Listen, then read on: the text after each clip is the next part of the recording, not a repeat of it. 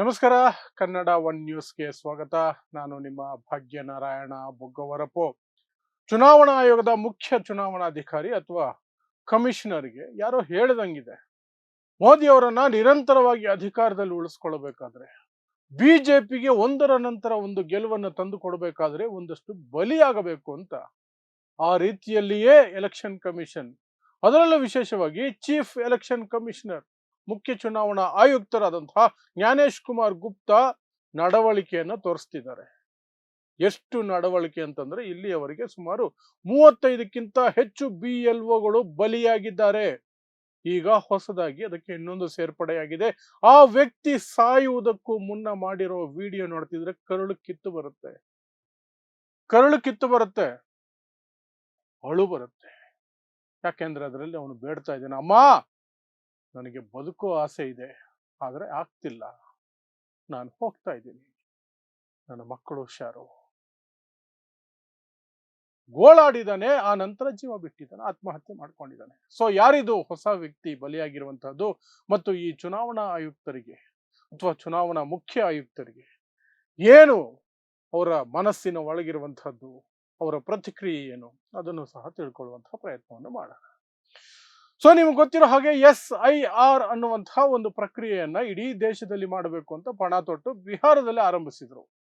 ಬಿಹಾರದಲ್ಲಿ ದೊಡ್ಡ ಮಟ್ಟದಲ್ಲಿ ಅದಕ್ಕೆ ವಿರೋಧ ಪಕ್ಷಗಳು ವ್ಯಕ್ತಪಡಿಸಿದ್ವು. ಆದರೆ ಯಾವುದೇ ಲಾಭ ಆಗಲಿಲ್ಲ. ಏನೇನೋ ಆಯ್ತು. ಮೊದಲಿಗೆ 65 ಲಕ್ಷ ಜನರನ್ನ ಮತದಾರರ ಪಟ್ಟಿಯಿಂದ ತೆಗೆದು ಬಿಸಾಕಿದ್ರು.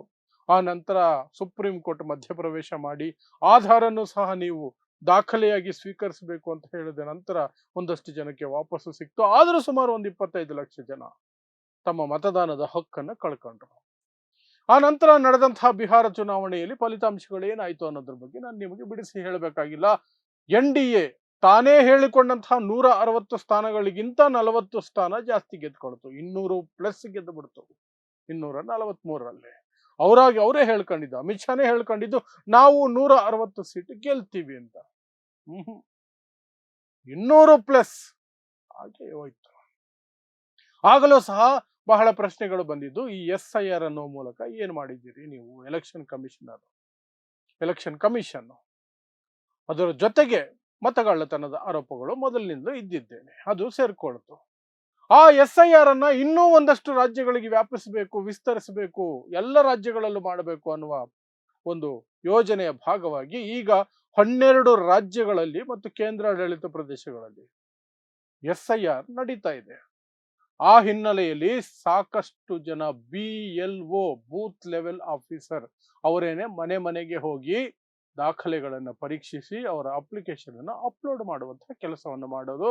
ಅವರು ಕೆಲಸದ ಒತ್ತಡಕ್ಕೆ ಆತ್ಮಹತ್ಯೆಗಳು ಮಾಡ್ಕೊಳ್ತಿದ್ದಾರೆ. ಒಂದು ಪ್ರಕರಣದಲ್ಲಂತೂ ಅವರ ಕುಟುಂಬದವರು ಹೇಳ್ತಿದ್ದಾರೆ, OBC ಇತರೆ ಹಿಂದುಳಿದ ವರ್ಗಗಳ ಮತದಾರರನ್ನ ಕಟ್ಟು ಮಾಡಿ ಬಿಸಾಕಿ ಅಂತ ಹೇಳಿದ್ದಕ್ಕೆ ಆ ಒತ್ತಡಕ್ಕೆ ಆತ ಒಗ್ಗಲಾರದೆ ಆತ್ಮಹತ್ಯೆ ಮಾಡಿಕೊಂಡಿದ್ದಾನೆ ಅಂತ ಆತನ ಕುಟುಂಬದವರು ಹೇಳಿದ್ರು. ಅದೆಲ್ಲ ಕಳೆದ ವಾರ ನಾನು ವಿಡಿಯೋ ಸಹ ಮಾಡಿ ತಿಳಿಸಿದ್ದೆ.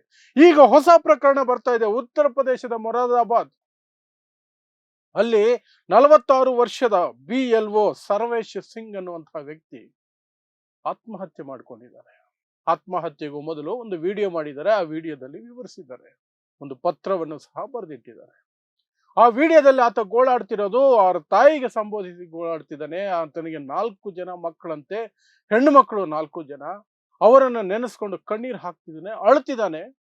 ಆದರೂ ಸಾಯ್ಲೇಬೇಕು, ನನ್ನ ಕೈಲಿ ಆಗ್ತಿಲ್ಲ ಅನ್ನೋ ನಿರ್ಧಾರಕ್ಕೆ ಬಂದ್ಬಿಟ್ಟಿದ್ದಾನೆ. ಅಮ್ಮ ನನಗೆ ಬದುಕೋ ಆಸೆ ಇದೆ, ಆದ್ರೆ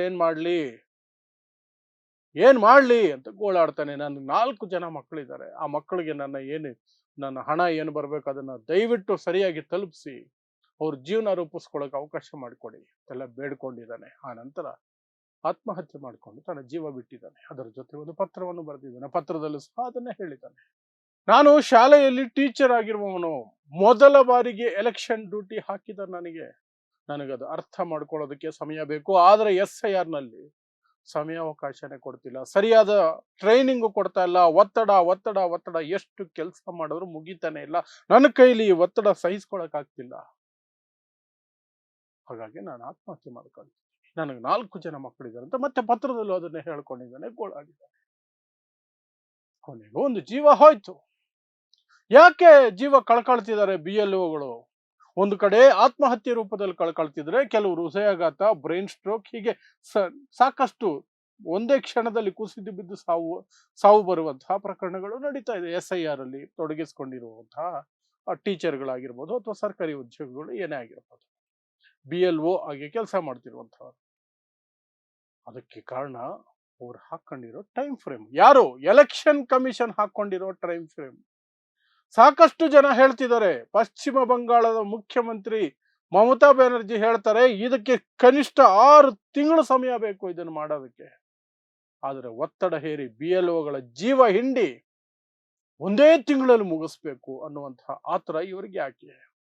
ಅದು ಚುನಾವಣೆಗಳು ಎಲ್ಲಿ ನಡೀತಾವೋ ಆ ರಾಜ್ಯಕ್ಕೆ ಹೋಗೋದು, SIR ಅನ್ನೋದು, ಒಂದು ತಿಂಗಳಲ್ಲಿ ಎಲ್ಲ ಮುಗಿಸ್ಬೇಕು ಅನ್ನೋದು, ಆತುರಾತುವಾಗಿ ಮಾಡೋದು, ಅವರಿಗೆ ಮೇಲ್ಮನವಿ ಸಲ್ಲಿಸೋದಕ್ಕೂ ಸಹ ಅವಕಾಶ ಇಲ್ಲದಂತೆ ಮಾಡಿ ಕೆಲವರ ಹೆಸರುಗಳನ್ನು ಕಿತ್ತು ಬಿಸಾಕೋದು, ಇವರಿಗೆ ಬೇಕಾದ ಹೆಸರುಗಳನ್ನ ಬೇಕಾದ ರೀತಿಯಲ್ಲಿ ಸೇರಿಸ್ಕೊಳ್ಳೋದು ಅಂತ ಆಪಾದನೆಯನ್ನ ವಿಪಕ್ಷಗಳು ಮಾಡ್ಕೊಂಡು ಬರ್ತಾ ಇದೆ.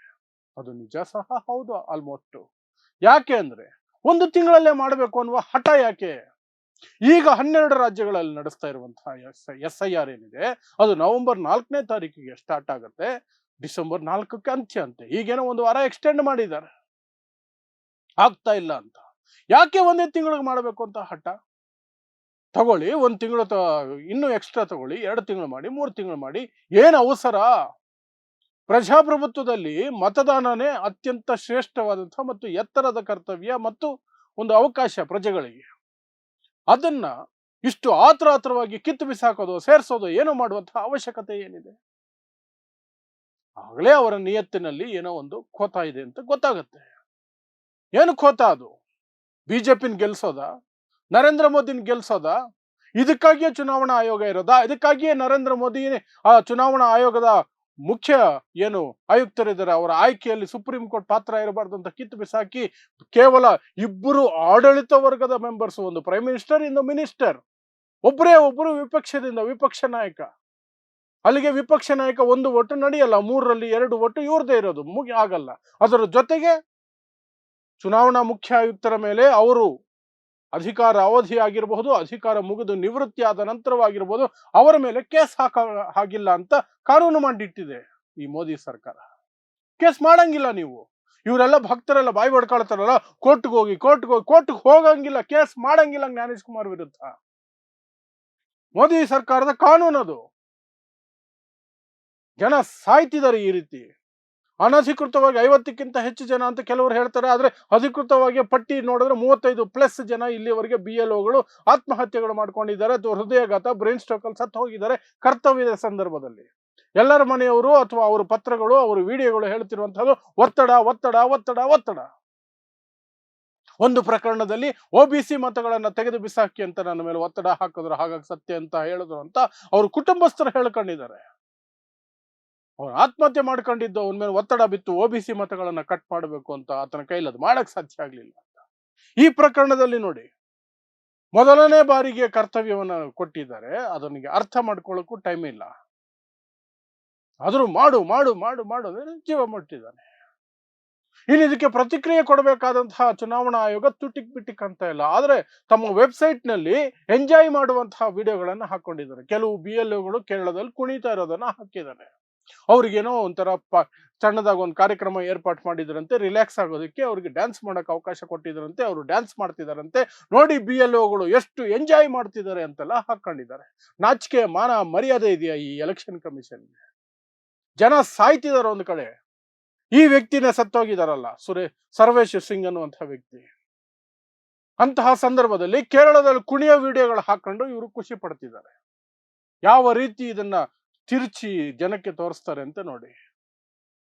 ಇನ್ನು ಇದನ್ನೆಲ್ಲವನ್ನು ಸಹ ಬೊಬ್ಬೆ ಹೊಡಿಬೇಕಾಗಿದ್ದಂತಹ ಮಾಧ್ಯಮಗಳು, ಮಾರಿಕೊಂಡ ಮಾಧ್ಯಮಗಳು, ಗುಲಾಮ ಮಾಧ್ಯಮಗಳು, ಎಂಜಲು ಮಾಧ್ಯಮಗಳು, ಗೋಧಿ ಮೀಡಿಯಾ ಚುಟ್ಟಿಕ್ ಪಿಟ್ಟಿಕ್ ಅಂತ ಇಲ್ಲ.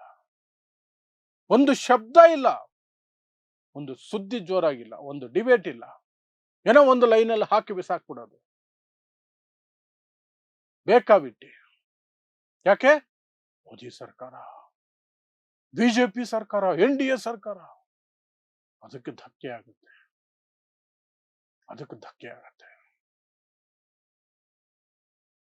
ನೀವು ಇದಕ್ಕೆ ಏನು ಯೋಚನೆ ಮಾಡ್ತೀರೋ ನಿಮಗೆ ಬಿಟ್ಟಿದ್ದು. ಒಟ್ಟಿನಲ್ಲಿ ಒಂದು ಜೀವ, ಇನ್ನೊಂದು ಜೀವ, ಒಂದು ಜೀವ ಅಲ್ಲ, ಇನ್ನೂ ಒಂದು ಜೀವ ಹೋಗಿದೆ. ಈಗ ಕಣ್ಣೀರು ಹಾಕ್ತಾ ತನ್ನ ತಾಯಿನ ಸಂಬೋಧಿಸ್ಕೊಂಡ, ಅಮ್ಮ ನಾನು ಬದುಕಬೇಕು ಅಂತ ಹೇಳ್ತಾನೆ ಜೀವ ಬಿಟ್ಟಿದ್ದಾನೆ.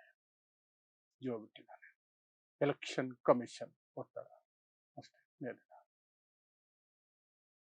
ಸೊ ನೋಡ್ತಾ ಇರಿ ಸಮಾಜಕ್ಕಾಗಿ ಕನ್ನಡ 1 ನ್ಯೂಸ್. ನಮಸ್ಕಾರ.